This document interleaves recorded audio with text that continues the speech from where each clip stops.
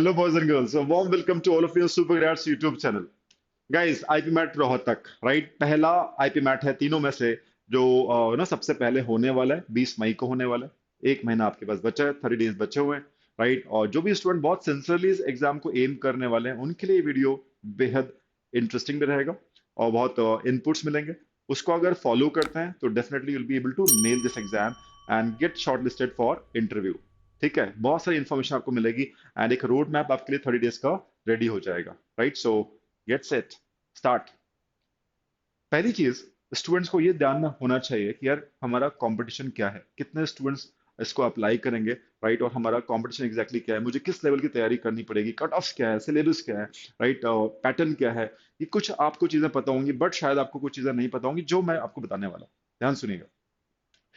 सबसे ज्यादा स्टूडेंट जो अस्पायर करते हैं that is for Indore, no doubt 20,000 के आसपास स्टूडेंट्स उसको अप्लाई करते हैं। स्टैटिस्टिक्स हमारे पास जो है, रोहतक ऑलमोस्ट 10,000।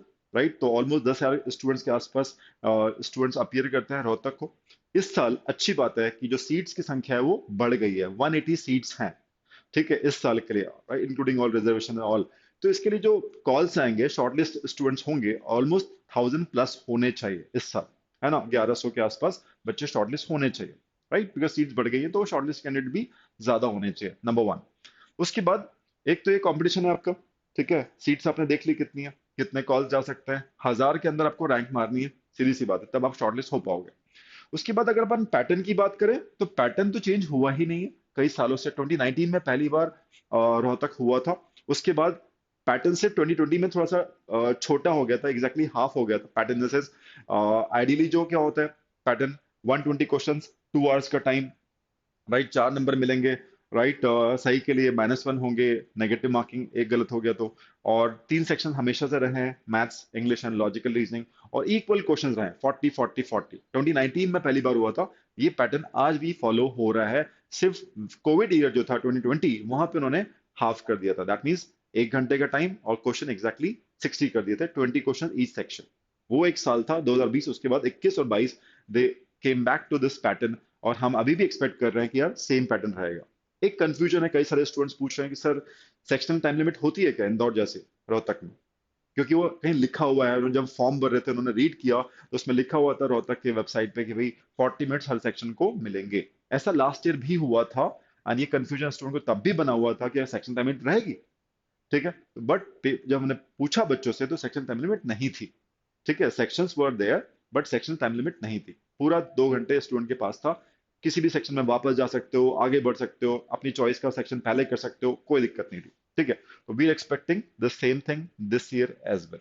सो मॉक भी आप दे रहे हो तो मेरे ख्याल से most of the mocks can be like taken in that format. Full 2 hours आपके पास है। राइट, उसमें स्ट्रेटजी का रोल बहुत बढ़ जाता है बिकॉज पूरा टाइम आपको मैनेज करना है। पहले कौन सा सेक्शन लो, कितना टाइम दो, सेकंड कौन सा रखो, थर्ड कौन सा रखो, वो एक स्ट्रैटेजी का पार्ट हो जाता है। उसके बिना रोहतक निकालना थोड़ा सा मुश्किल है, ध्यान रखिएगा। Will discuss about that strategy in short also towards the end, ध्यान सुनिएगा। ठीक है, और cut off marks guys, cut off is ever increasing, ever increasing. जब से स्टार्ट हुआ है रोहतक, 4 साल हो चुके हैं, राइट, ये 5th ईयर होगा और हर साल कट ऑफ बढ़ रहा है। 120 क्वेश्चंस, 4 नंबर के हिसाब से 480 मार्क्स का पेपर है।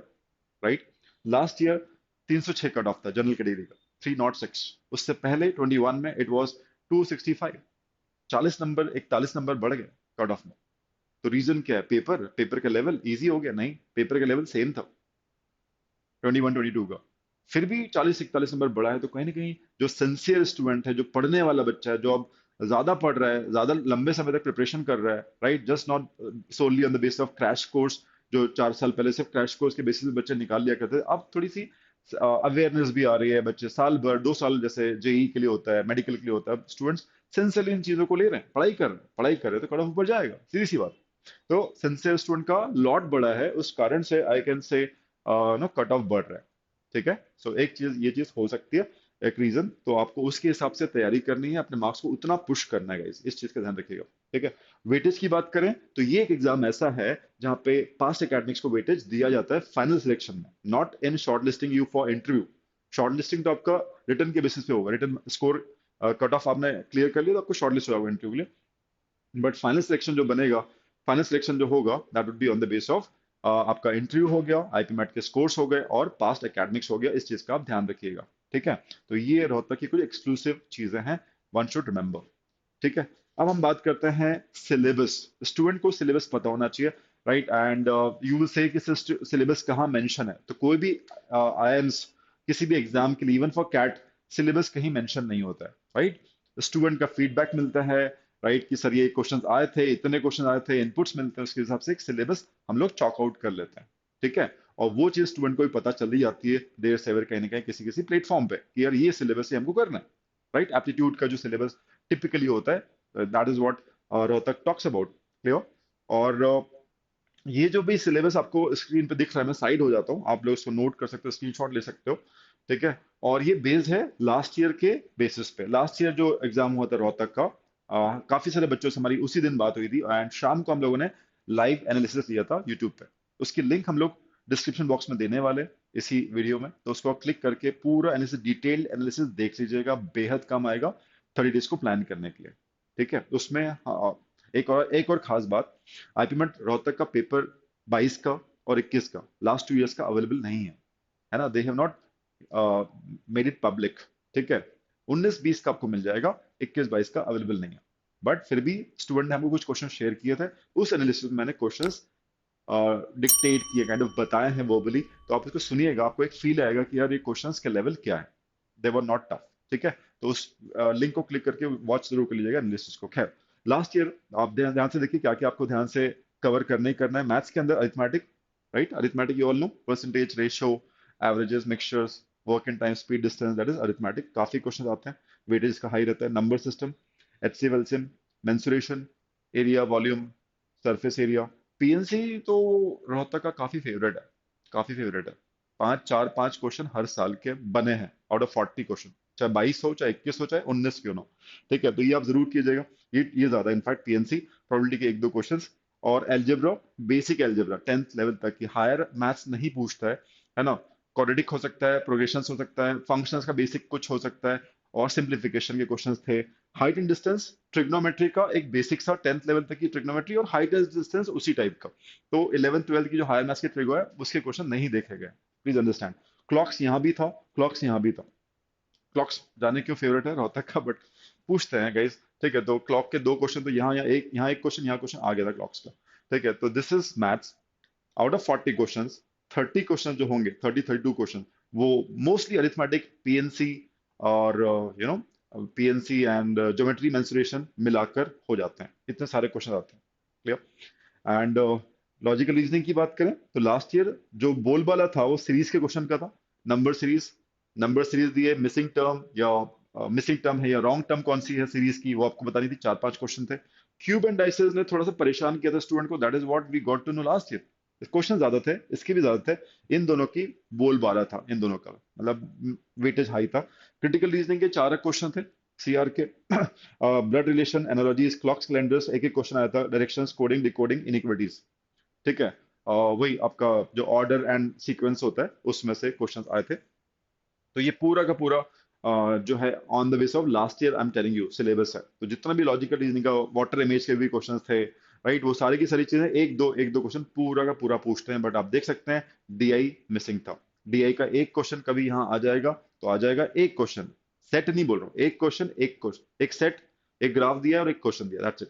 तो वो यहाँ आपको मिल सकता है, बट पूरा कहीं ऐसे ऐसे जिपमेट में होते हैं, राइट। इंदौर में एक सेट आता है 5 का, ऐसा कुछ नहीं हुआ है अभी तक, तो नहीं हुआ है ना। If they give you surprise this year nobody knows, but या अभी तक का ट्रेंड है कि सेट में डीआई कभी नहीं पूछा उसने, एक सेट या 2 सेट कभी नहीं पूछे हैं, राइट। सो न इधर न इधर, एक क्वेश्चन जरूर आता है ग्राफ का मैथ्स के अंदर। वर्बल की बात करें, वर्बल में लास्ट ईयर वो क्या थोड़ी सी ऑन टफर साइड थी, that is what student side, अच्छे इंग्लिश जिनकी अच्छी थी बच्चों की, दे आल्सो सेड कि सर थोड़ा हायर साइड पे टफ वो कैप पूछ ली गई थी। इडियम फ्रेजेस के क्वेश्चन थे, फिल इन द ब्लैंक्स थे, सिनोनिम एंटोनिम था वो कैप के अंदर, तो वो थोड़ा सा टफ साइड पे था। ऐसे बहुत फ्रीक्वेंटली जो हम लोग यूज करते हैं वर्ड्स नहीं थे, दैट वाज ट्रिकी। बाकी parajumbles, grammar, tenses, spell check, spelling correct है कि रॉन्ग है, और RC, reading comprehension, 3 reading comprehension थे, एंड 3 क्वेश्चन थे हर एक के ऊपर, 9 क्वेश्चन आपके वही हो गए थे। तो दैट वाज वर्बल एबिलिटी, ठीक है। तो रोहतक का लेवल ऑफ डिफिकल्टी बात करोगे लास्ट ईयर, तो मैथ्स का it was easy to moderate, and LR was definitely easy, right, except this, है ना, क्यूब्स एंड डाइसेस। वोबेलिटी पूरा इजी था एक्सेप्ट वोकैबुलरी। ये नहीं आते वर्ड्स तो फिर आप क्या करोगे उसमें, है ना, तुक्के लगाओगे या फिर छोड़ोगे। तो बस इसलिए वो मॉडरेट हो जाता है। तो you should go through those as many words as possible. जितना आप रिवाइज कर सकते हो उतना अच्छा है, वो क्या आप रट सकते हो उतना अच्छा रहेगा। ठीक है। So this is about the syllabus. ये लास्ट ईयर की बेसिस में आपसे कह रहा हूँ। इसका मतलब ये नहीं है कि जो वेटेज इस बार आया इनका हाई था तो अगली बार भी इन्हीं का वेटेज हाई होगा, ऐसा मत मान लेना। वो वेटेज चेंज करते रहते हैं। सिलोजिज्म भी आया था, 3 क्वेश्चन आए थे। ठीक है। उससे पहले सिलोजिज्म ज्यादा आए थे। सिलोजिज्म का वेटेज ज्यादा था 21 में, यहाँ कम हो गया। तो that will keep on happening. तो जो भी है एलआर, आपको सारा का सारा टॉपिक्स अच्छे से करना है, थॉरो करना है। आपकी प्रैक्टिस अच्छी होनी चाहिए। सिर्फ आने से नहीं चलेगा काम, तेज करना पड़ेगा, फास्ट करना पड़ेगा। खूब सारे वॉल्यूम ऑफ क्वेश्चन आपको सॉल्व करने पड़ेंगे, तब जाके वो आपको एक नैक मिलती है, लीड मिलती है। इस चीज का ध्यान रखिएगा। Thorough practice is the key guys, I am telling you.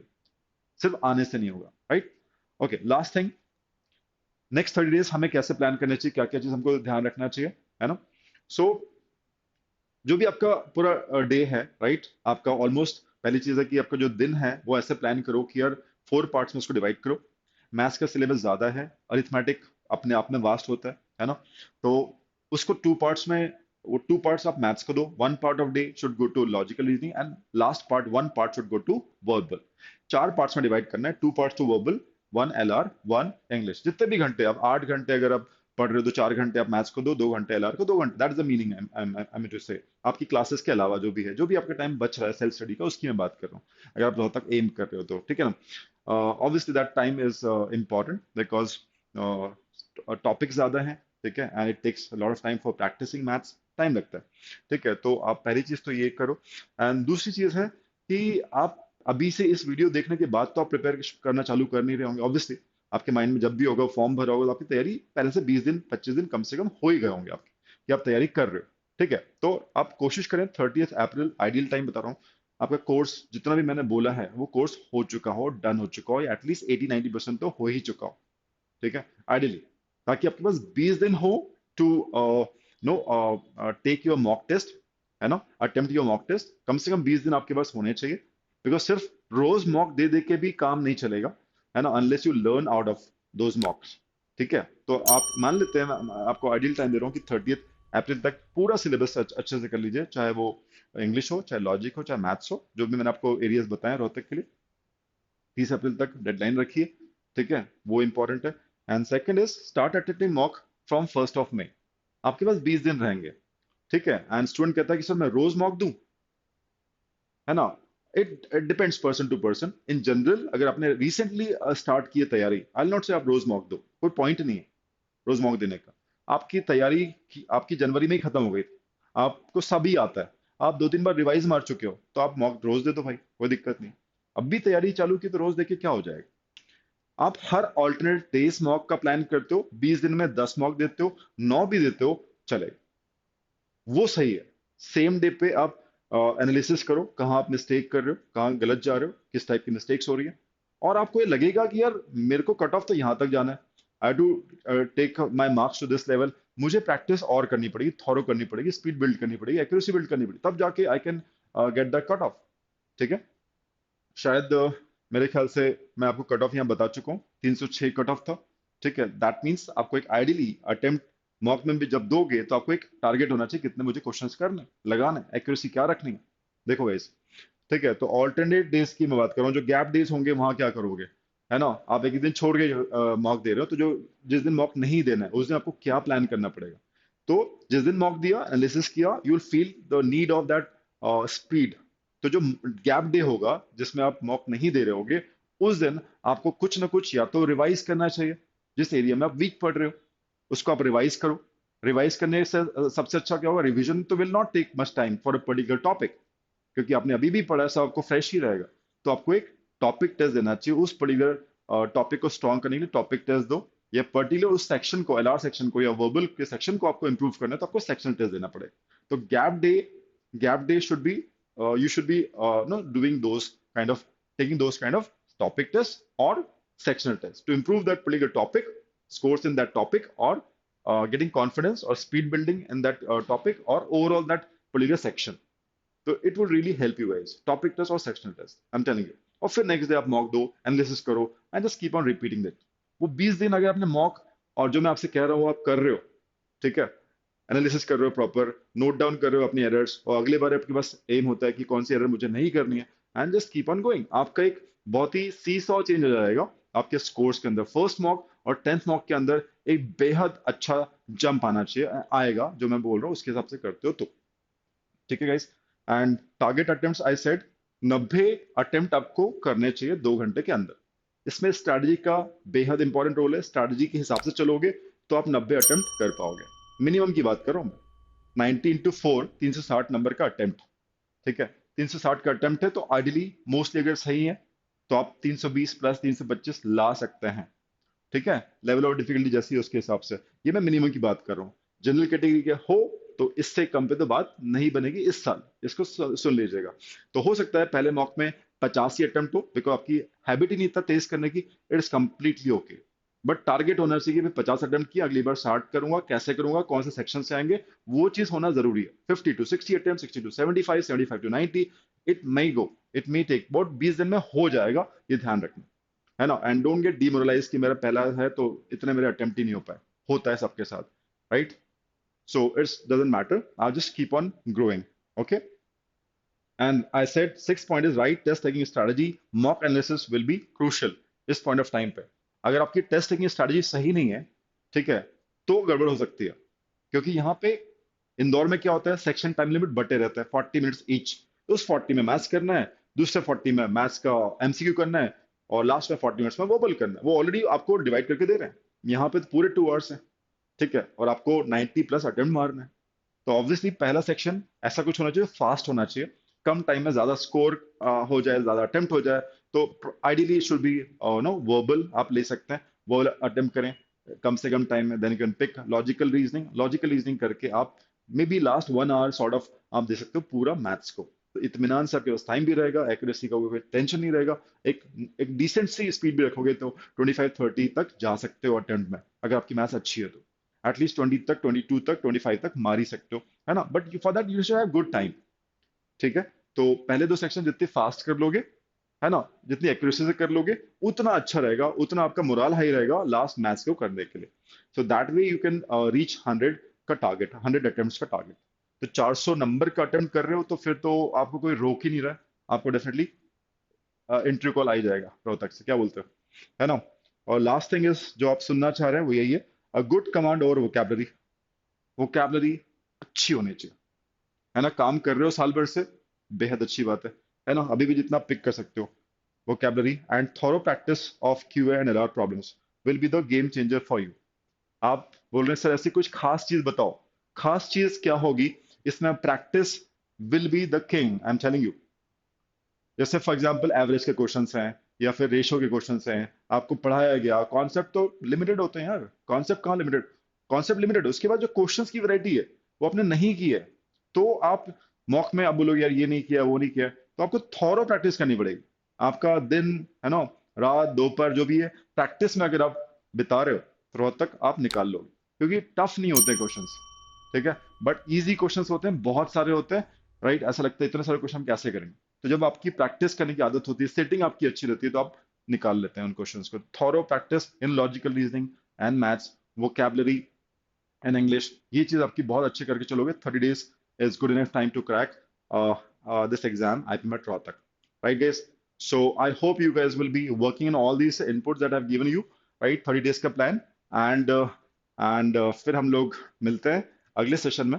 और रोहतक मॉक आप देना जरूर चालू करो, और डिस्क्रिप्शन बॉक्स के अंदर लास्ट ईयर की IPMET रोहतक की एनालिसिस हमारी पूरी टीम ने लाइव की थी, उसकी लिंक भी हम दे रहे हैं, उसको भी आप जरूर वॉच करो। It will really, really help you guys to do good in mocks and as well as the actual Rohtak exam. Right, guys?